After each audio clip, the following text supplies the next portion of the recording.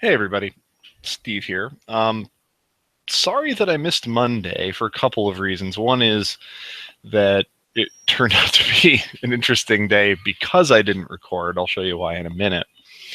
The other is because I played my friend Diana and she didn't get a video, so apologize about that. And you know, to some degree, my friend Trevor too. It was in a really big hurry yesterday and didn't get to it. So anyway, today we are going to go fast. I will show you yesterday's result, which was, should say, slightly unfortunate. I was able to beat Trevor. The thing that's unfortunate is that I missed the Taliban question, which I don't think I would have done if I was recording a video, because I was like, oh, it's the Taliban. Oh, yeah, right, Taliban. Sure, Taliban. And then I typed Al-Qaeda, which makes me feel like I am Donald Rumsfeld, and also makes me feel kind of silly about the whole thing. So that wasn't too good. I did get a win anyway, and I did move up into the large cluster of people who are sitting on 12 points. So maybe we can get back here. We'll see. I haven't played against a lot of good people. There's a lot of good people throughout here, so who knows, but we'll try. In my private rundle, I took the loss, which is even worse. So now in fourth place, and I'm 2 full games behind Troy Meyer, so got a long way to go. Anyway, let's take a look at match day 9. All right, Egypt Air Flight 804 crashed into the Mediterranean Sea on May 19th, 2016. Right? While en route to Cairo, having departed the previous evening from the greater metropolitan area of what city? Okay. So it would be surprisingly easy to forget by now. The thing I remember is people talking about French security, even though the plane had, I think the plane stopped a bunch of different times. Like, it had a bunch of emergency landings. Anyway, it's Paris, right? I think that flight left from de Gaulle Airport. So Paris should be the answer. The Ashanti Empire existed for 250 years in a namesake area located within what modern-day African nation, which also includes the former colonial territory known as the Gold Coast. All right. The Gold Coast is Ghana. This is roughly equivalent to list knowledge. You know, I studied, you know, my poli-sci is a little good for this because I studied post-colonial Africa, so studied some of the colonies too back in college, but really, like, this is in that, you know, Upper Volta, Burkina Faso, Gold Coast, Ghana, you know, kind of category of things. All right. 3. Selective serotonin reuptake inhibitors, along with MAOIs, SNRIs, SARIs, and TCAs, are among the major classes and are the most prescribed of pharmaceuticals under a category of drugs best known as what? The term was coined in the early 50s by a private physician in Cincinnati. A private physician in Cincinnati? What's going on there? Namesake? No, couldn't be. After witnessing side effects of the tuberculosis drug isoniazid on certain patients. SSRIs are antidepressants. I haven't heard of all of those other 4, but SSRIs are definitely antidepressants, aren't they? Yes. I think so. All right. Identify the woman in this photograph. Clicking. Where's my picture? All right. Well, there's Jackson Pollock drip painting. There's a lady watching him. It's Lee Krasner. That's his wife, I assume. She looks a little bit like Lee Krasner is Jackson Pollock's wife. This is another sort of, you know, comes up in trivia enough times you kind of know it. I don't, you know, follow 20th century art or know tons and tons about 20th century art. I do know, you know, I did see Pollock. She was in that. I do just know that that's Jackson Pollock's wife. So there you go. What is the term for a vivid pinkish purplish red color that shares its name with a flowering plant of that color, which in turn takes its name from a German botanist and physician of the 16th century?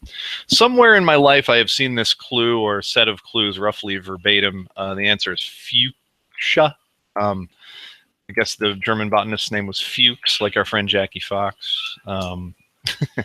So that should be right. And finally, what was the name of the artificially intelligent computer module featured throughout a popular TV series in the 1980s?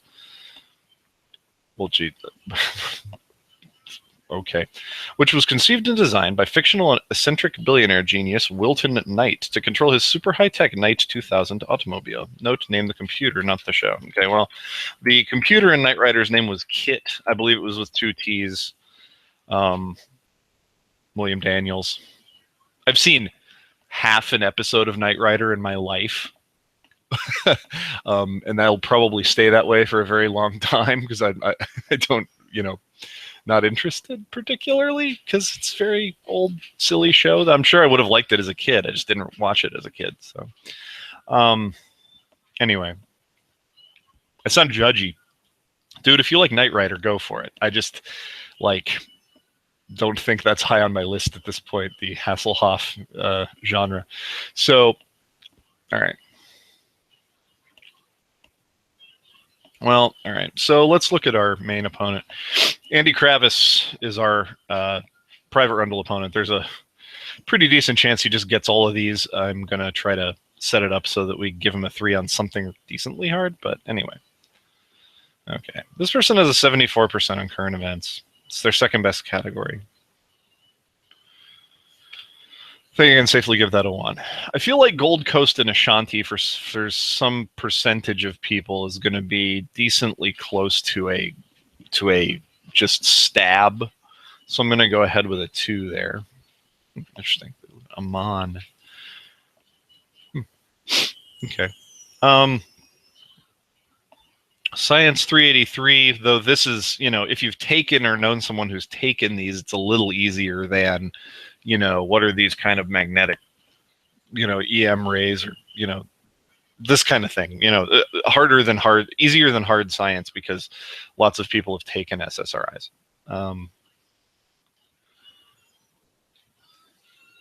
One. Art, the 268 art makes me feel like Lee Krasner is going to be a little beyond their grasp.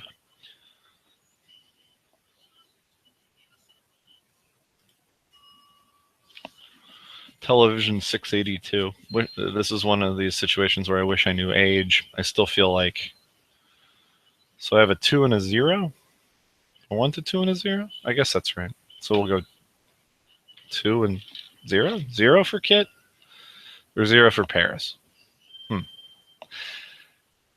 mean, Knight Rider's computer is named Kit, right? That's a thing people know, isn't it? I just generally... I guess. Okay. All right. Well, weirdly for Andy, I know that I can just 0 Lee Krasner here.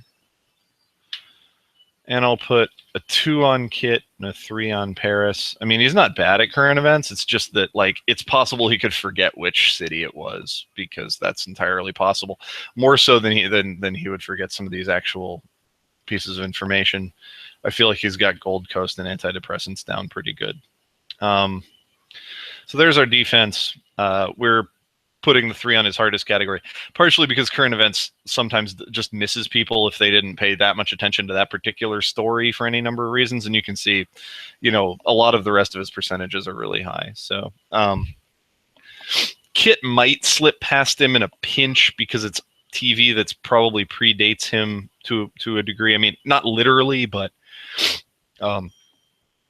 he wouldn't have seen any Knight Rider as a kid, because it would have been off by then. So unless it was on syndication. But anyway, here we go. I think we have all these. Paris, Ghana, antidepressants, Krasner, Fuchsia, and Kit. Sure we do. Yes. Okay. So we're hoping that Andy misses something other than Krasner, which is, I mean, if he's going to miss anything, it'll be something other than Krasner. And we're hoping that our other opponent, Hopper, doesn't get the top 5. So if we do that, we can pick up another win. All right. Good luck, everybody, on today's questions, match day 10, and we'll see you tomorrow. Bye-bye.